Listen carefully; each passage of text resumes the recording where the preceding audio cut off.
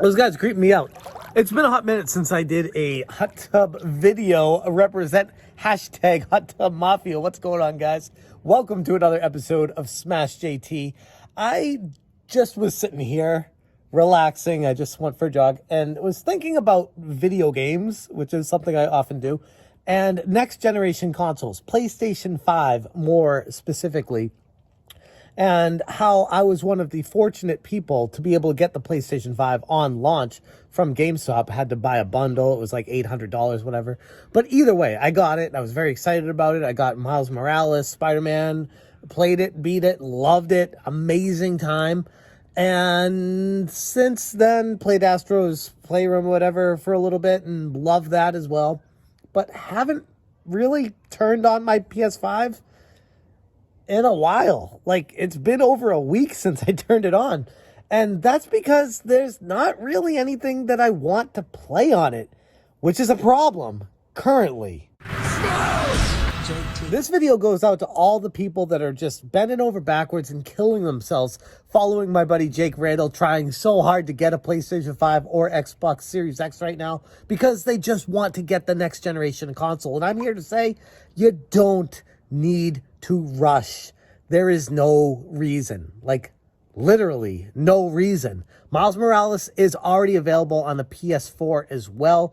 There are 0 exclusives outside of the game that comes with it, Astro's Playroom, which is a fun game. If that's even, I don't even know what the name of it, the Astro Bot, whatever. It's a fun game, but not worth spending upwards of, if you're buying it secondhand from a scalper, $1,200. There's no reason. The PS5 is a fantastic piece of tech, but without games and exclusives, oh, here he comes again. Without exclusives, there's no reason to go out of your way to get one of these things. Now, eventually, when the next gen games start rolling out and it's worth it, then yeah, I'd say I'd be all about it. Get the PS5 as fast as you can because it's going to be amazing. But right now, no. And all the games that you'd want to play that are exclusives aren't exclusive anyway. Godfall, if anyone even cares about that, it's on PC as well. Or Assassin's Creed, it's on PC as well. It's on Google Stadia as well. Like, you don't have to get a next-gen console to actually be able to play these games. That's my point here, is there's no rush to get the PS5. I was so excited when it first launched to be able to say I got it on launch day and opened it up and had that new gen, next gen console opening up feeling, and how the excitement ran through my veins. And now after that moment's passed, it's like, oh, okay, it's cool. I have it. And I kind of feel bad that I'm not using it. I kind of feel bad that it's just sitting underneath my entertainment system, entertainment center at my TV, and I'm not using it at all. But like I said, when next generation games actually start coming out that are exclusive, in particular to the PS5, like Horizon Forbidden West or Gran Turismo 7, both of those better knock it out of the park for Sony, because otherwise it's gonna be kind of slim pickings. And Ratchet and Clank as well, Dimensions or whatever it is, where there's those games coming out that are exclusive for the PS5, and that's it. So at this moment in time, yes, it's still early on, and I don't mean to be knocking it. It's just more of this is a video as a precaution to people that are considering buying it from a scalper after Christmas.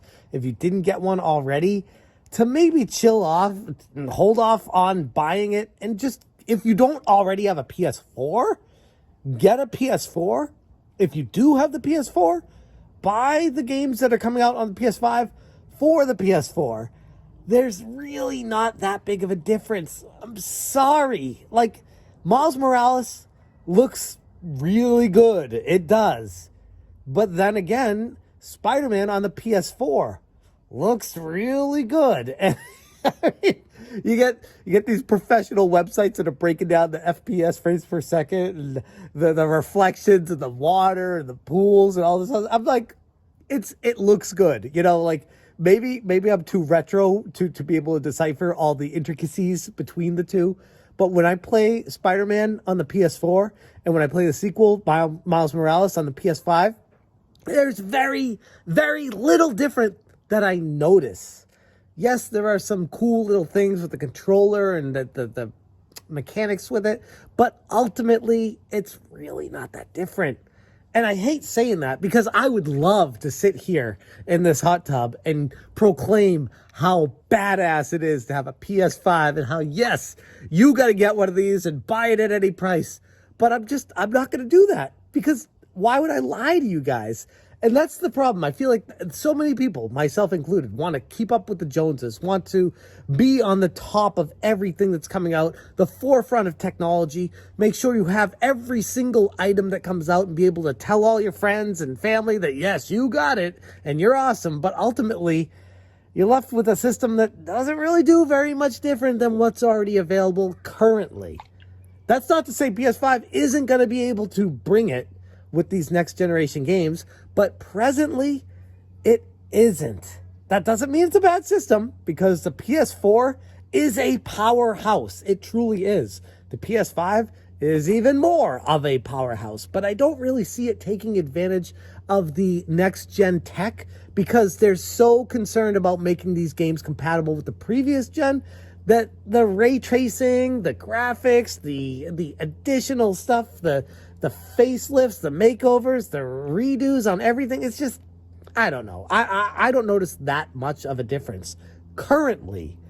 Again, this is right now, just past the new year. We are in January 2021. PlayStation 5 is an epic console. I'm sure it has a very bright future, but there is no reason to go out of your way to get one of these things, overpay for it, and then be stuck with games that you're like, why did I spend so much money on this game that does basically what my previous gen console game already does? The only case, I was thinking about this before I recorded the video too, the only case I could see where it's like, okay, it's worth going out and getting the PS5 right now is if you just have to be able to play these next gen games and you don't want to buy a PS4 and you don't already own a PS4, you just want to future-proof yourself, then, and you have the money, you got the stimulus check, you have nothing better to do with it, then I could see you saying, okay, it's worth getting the PS5 because you don't already have the previous generation console. But even then, I was looking on eBay before I started the video too, you can get a PS4 base console for under $200 on eBay right now. Under $200. If you want to round up and maybe it's tougher to get and whatever, we'll say $200 for a base console or $240 for the Slim or $280 for the Pro. Like, that's cheap considering that you have to pay a premium for the PS5 currently. We're looking at like $800 and at minimum. And when I went to GameStop the other day, if you didn't see that video, check it out. The guy was like, oh, they only got 10 in when it launched. And they're getting more online, obviously, because they're completely revolutionizing how they go about their business. That's another story for another day. But my point being is these things are going to be tough to come by physically for a very long time. We're talking March, April, May, June, July of 2021 before you can actually walk into a store and actually see it on a shelf.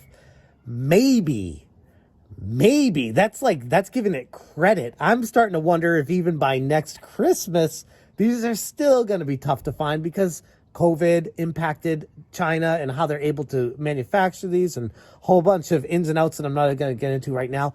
But my point being, it's very challenging to actually buy a PlayStation 5. And if you want to get it, you got to go through a scalper. And if you go through a scalper, you're going to be overpaying for it. And when you overpay for it, you're going to wonder why you did that. And I guess ultimately that's the point of this video. It's just to kind of reflect on my experiences with it. Like I said, I haven't turned mine on for like 5 days. And honestly, not even joking, last time I turned it on, we played PS4 games on it.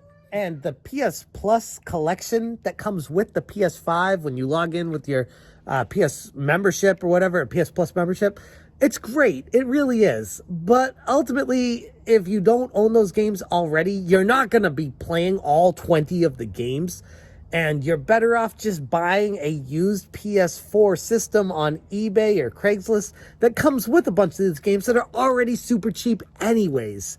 Yes, it's a benefit to have the PS5 early and get these games like Batman or Detroit Become Human, or, I mean, there's a bunch of them. Mortal Kombat, tons of really great games, not gonna lie, but they're so cheap for PS4 currently, if you buy them used, that the sales proposition for buying a PS5 overpriced from a scalper right now just doesn't make any sense. And from my perspective, owning the PS5, having next-gen games, having an HD 4K TV that I just got brand new, it looks good, but it doesn't look like something that, oh my God, it revolutionizes gaming. You have to get this. It's just, you have to play the best way or else it's not worth playing. No, the PS4 can hold its own.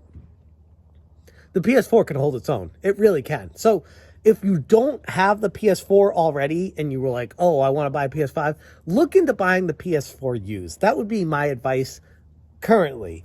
Or just be patient. If you waited this long and didn't buy a PS4 and you want to get a game, just wait a few months. Maybe wait until next Christmas and pick one of these up at that point. By then, there'll be Horizon Forbidden West, Gran Turismo 7, Ratchet and Clank, and a whole slew of other, hopefully, exclusive games that you can only play on the PlayStation 5 that are made from the ground up for the next-gen technology.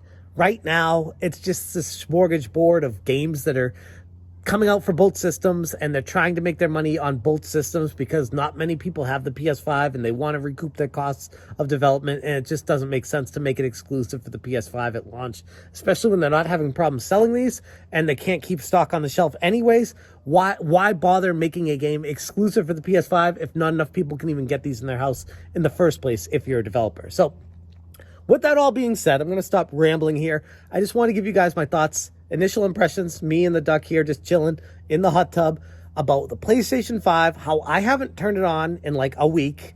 And last time I did, it was PS4 games anyways. And if that's being the case, just get the PS4. And if you already have a PS4, just keep enjoying the PS4. And I guarantee you have not played every single fantastic game that's already available on the PS4 anyways. So don't try to keep up with the Joneses. Don't try to tell everybody, oh, you got a PS5, it's awesome, oh my God, it's amazing. It's not. It's cool. It's really cool. But until actual next-gen games start coming out for it, it's truly not worth the money if you're paying scalper prices.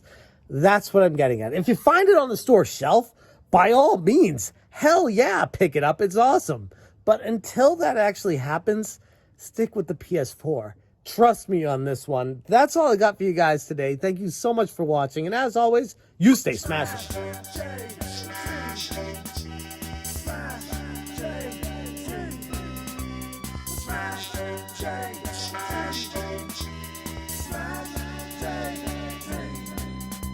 Smash